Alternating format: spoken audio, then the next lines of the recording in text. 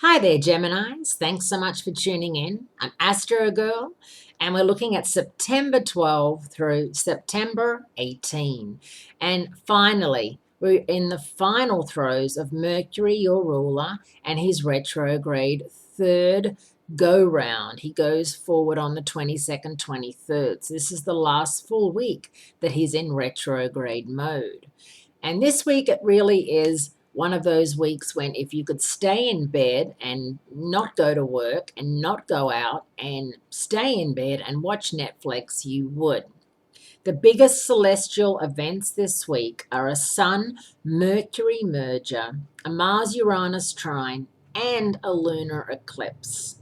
On Monday, September 12, the Sun makes its third inferior conjunction with Mercury. Every inferior conjunction between the Sun and Mercury asks us all to look at past issues. But this time, Mercury is retrograding in Virgo, which means it's time to clean house, especially around job issues, issues with siblings and neighbors for you. And also, take a moment to review your healthcare plan. Are you up to date?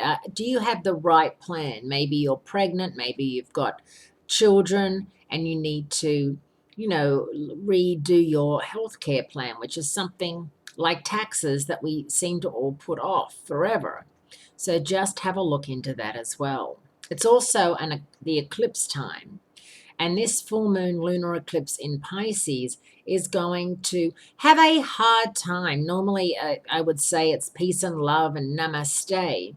But Mars is smack bang in the middle of this full moon and not only gets in the way, but also signals overly forceful and destructive behaviors that can indicate an increase in hostility, whether it's local, whether it's overseas. You may feel as if maybe a neighbor comes at you and you think that it's rather hostile, or someone that you share your home with is hostile, maybe a roommate, maybe your partner, and it could be over something really strange and really not that important.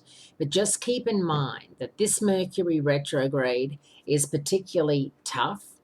The only good thing that's happening right now, of course, is Jupiter, the planet of good luck and good fortune, which has settled nicely into Libra this week and is continuing to do good work for you in your fellow air sign of Libra and your fifth house of romance, creativity, and self-fulfillment. For those of you who are single, stay that way until October.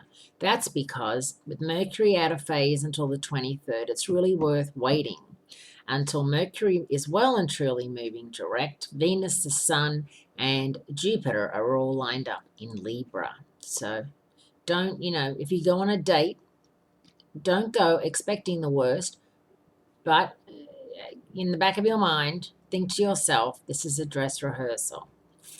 Thanks so much for tuning in. I appreciate it, and I'll speak to you again next week.